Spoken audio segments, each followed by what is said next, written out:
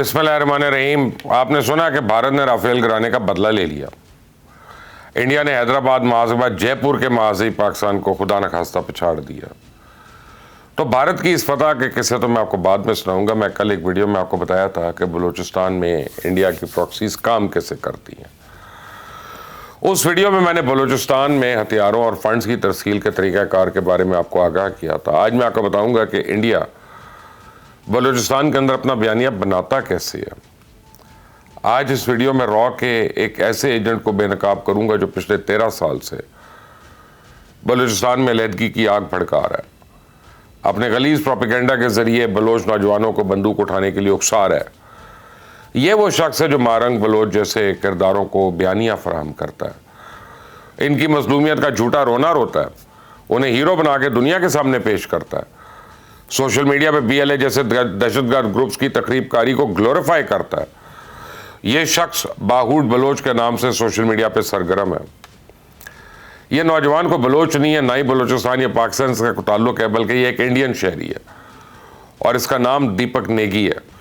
दीपक वल नरेंद्र सिंह नेगी भारत के रियासत उत्तराखंड के ज़िला रुद्रप्रयाग का रहने वाला है और इसने 2012 में दिल्ली यूनिवर्सिटी से लसानियात में फर्स्ट ग्रेड हासिल किया था। वो हिंदी के साथ साथ पंजाबी, बलोची, पश्तो, फारसी, तमिल, अरबी और अंग्रेजी जुबानों पे अबूर रखता है। रॉ के मीडिया विंग ने दीपक को यूनिवर्सिटी के ज़माने से ही हायर कर रखा है। आज के लिए शख्स बलोच थिएटर के नाम से रॉ के एक डिजिटल ऑपरेशन का हिस्सा है। नकाब पोस्ट कैलेंडर, स्टाइल वीडियोस, जाली रिपोर्ट्स, गुमराह कौन इन्फोग्राफिक्स, किसकी पहचान है? इसकी। जिस पहलगाम वाक़े के फ़ौरन बाद रॉ के सोशल मीडिया अकाउंट्स ने पाकिस्तान को इस वाक़े का जिम्मेदार ठहरा दिया, तो उस वाक़े की एडिट शुदा तस्वीर और वीडियोस के ज़रिए एक बयानिया खड़ा किया। ठीक उसी तरह खुसदार में स्कूल बस पे हमला के फ़ौरन बाद पहली फुटेज इस बाहूड बलोच के अकाउंट से रिलीज़ की गई, जबकि पाकिस्तानी मीडिया ने इस वाक़े को 23 मिनट बाद रिपोर्ट किया। हमारे साइबर विंग ने अपने फोरेंसिक एनालिसिस में ये बात साबित की कि बाहूड बलोच नामी इस अकाउंट के बैकअप सर्वर्स नई दिल्ली के या न्यू दिल्ली के सेंटर से लिंक्ड हैं। रॉ का ये कारिंदा 2025 मार्च से यानी को बेनकाब हुआ जब फोर्सेस ने मजीद ब्रिगेड के एक अहम कमांडर रियाज बलोच का लैपटॉप कब्जे में ले लिया। तो लैपटॉप से दीपक नेगी उर्फ बाहूड बलोच की रॉ के अफसरों से 5 वीडियो कॉल्स और 17 खुफिया चैट लॉग्स का पता चला। तो इस लैपटॉप के डेटा से पता चला कि दीपक दहशतगर्दी की वारदातों को सिर्फ कवरेज नहीं करता, बल्कि ये शख्स उन हमलों के बाद मीडिया एंगलिंग का एक स्क्रिप्ट राइटर भी है। उसके लैपटॉप में खुशदार, नोशकी और कच्छ में होने वाले हमलों के बारे में प्री रिलीज के तौर पे पहले से मवाद तैयार पड़ा था, जो इसने हमला होते ही जारी कर दिया। तो बलूचिस्तान के किसी भी इलाके में दहशतगर्दी का कोई वाक़या हो, इस वाक़े की खबर और वीडियो सबसे पहले बाहूड बलोच के अकाउंट से रिलीज़ की जाती है। हमले के बाद 10-10, 15-15 मिनट के अंदर अंदर एक फुटेज इसलिए नशर की जाती ताकि हक़ाइक़ की जगह जज्बाती बयानिया पेश किया जाए। तो बाहूड की पोस्ट शाये होते ही रॉ का जो बूट नेटवर्क है ना, ये जो सोशल मीडिया पर बूट्स हायर करते हैं, वो एक्टिवेट हो जाता है और डीप फेक के ज़रिए तैयार की गई आर्मी के जाते हुए ट्रक्स की तस्वीरें, सायरन में जाती हुई, दौड़ती हुई एम्बुलेंसेस, उनकी तस्वीरें, उनकी वीडियोस रिलीज़ की जाती हैं। तो इस जालसाजी के ज़रिए मुज़ाहमत का बयानिया बनाने की एक कोशिश है और इसके बाद बलोची, उर्दू, अंग्रेज़ी, फ़ारसी और अरबी ज़बानों में सैकड़ों बॉट्स जो हैं वो पाकिस्तान मुखालिफ हैशटैग्स ट्रेंड करते हैं। तो जो ही हैशटैग ट्रेंडिंग में आते हैं, उसी वक्त भारत का मेन स्ट्रीम मीडिया इस खबर को उठा लेता है और भारतीय टीवी चैनल्स जो हैं वो बाहूड बलोच को बतौर बलोच सहाफ़ी कोट करना शुरू कर देते हैं। यूँ बलूचिस्तान में जारी इस सोरिश को मकामी हक तलफी का मसला साबित करने की कोशिश की जाती है।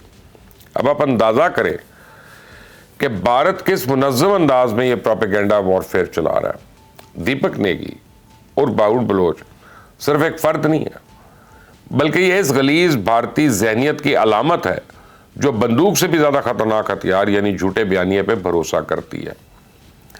दीपक नेगी का सारा ख़ानदान फ़ौजी पस मंज़र का हामिल है और भारतीय फ़ौज ने अपने एक सर्कुलर में खुद एतराफ़ किया कि इत्तलात की जंग में नेगी ख़ानदान की खिदमत रज़ाकाराना ताउन के ज़ुमरे में आती हैं और ये भारत की रियासती पुष्पनाई है, जिसकी वजह से दीपक नेगी बेधड़क मास्क पहन के भारतीय टीवी चैनल्स पर नमूदार होता है।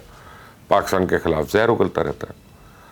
तो बाउट बलोच को बेनकाब करने का मकसद भारत को सिर्फ ये बताना था कि हम गाफिल नहीं हैं। आज मैं भारतीय मीडिया को भी कुछ शर्म दिलाना चाहता हूँ, उन्हें बताना चाहता हूँ कि हम तुम्हारी हर रग रग से वाकिफ हैं।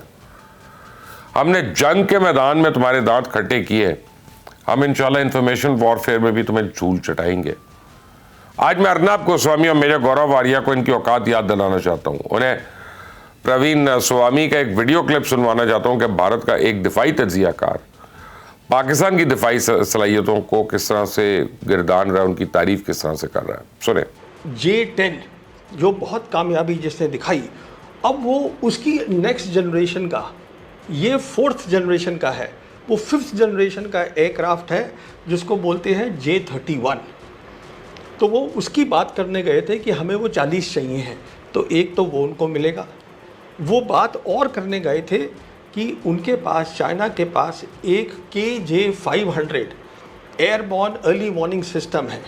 बहुत ज़रूरी होता है ऐसी जंग में जो आपको बताता है कि टारगेट कहाँ है, टारगेट को कैसे हासिल करना है। वो भी मांग थी, वो भी वो इनको दे देंगे आप। अच्छा, आगे चलिए। उनके पास एक ऐसा सिस्टम है जिसको हम बोलते हैं mobile air defence system, China का। ये सब है उनके पास। उसमें क्या होता है, माइक्रोवेव वेपन्स हैं। अब माइक्रोवेव एक अलग टाइप की चीज़ होती है जिसमें इलेक्ट्रॉनिक वेपन्स होते हैं जो स्वीप करते हैं। तो जितने भी हमारे ड्रोन होंगे, जो छोटे ड्रोन होते हैं, और छोटे ड्रोन अमूमन बहुत सारे इस्तेमाल होते हैं, तो वो एक स्वीप के अंदर उस पूरे को ख़त्म कर सकते हैं। आपने सुना प्रवीण स्वामी मोदी को क्या मशवरा दे रहा है। वो इतराफ़ कर रहा है कि इस साल के अख्ताम तक पाकिस्तान इलेक्ट्रॉनिक वॉरफेयर में इंडिया से कहीं आगे निकल जाएगा। वो मोदी को खबरदार कर रहा है कि पाकिस्तान को कमज़ोर मत जानो। पाकिस्तान कन्वेंशनल वॉर में कभी भी भारत से कमज़ोर नहीं रहा। वो गोदी मीडिया को बता रहा है कि पाक फौज पिछले 40 साल से मकबूजा कश्मीर में हमारे दांत खट्टे कर रही है और हम इसका कुछ नहीं बिगाड़ सके। ये पाक फौज की सलाहियतों का मुंह बोलता सबूत नहीं तो और क्या है। लेकिन मोदी का गोदी मीडिया कहाँ सुनता, और भारतीय सेना की शर्मनाक शिकस्त छुपाने के लिए अपनी कौम को फतह के मन घड़त किस्से सुनाने में मसरूफ़ है। मोदी सरकार ने जयपुर में पाकिस्तान के खिलाफ एक ताज़ा तरीन फतह हासिल की है। मैं मानता हूँ शायद यह पाकिस्तान हार गया। पाकिस्तान के शिकस्त का किस्सा मैं आपको भारतीय मीडिया की जुबानी सुनवाता हूँ। क्या आपने मैसूर पाक खाई है या फिर कभी मोती पाक मिठाई आप लेने गए हैं? अगली बार कहीं आप इन्हें राजस्थान की कुछ दुकानों पर लेने जाएं तो शायद आपको कहना पड़ेगा कि मैसूर श्री दे दीजिए, या फिर मोती पाक नहीं मोती श्री कहकर मिठाई खरीदनी पड़ेगी, क्योंकि कुछ लोगों ने पाक का मतलब पाकिस्तान समझकर मिठाई के नाम पर आपत्ति जता दी। पाकिस्तान और भारत की हालिया जंग में भारत की दूसरी बड़ी फतह है। इससे पहले मोदी के देशभक्तों ने हैदराबाद में कराची बेकरी को फतह करके अपने S-400 एयर डिफेंस सिस्टम की तबाही का बदला लिया। अब उन्होंने मिठाइयों के नाम बदल बदल के अपने 6 तैयारे गिराए जाने का बदला भी ले लिया।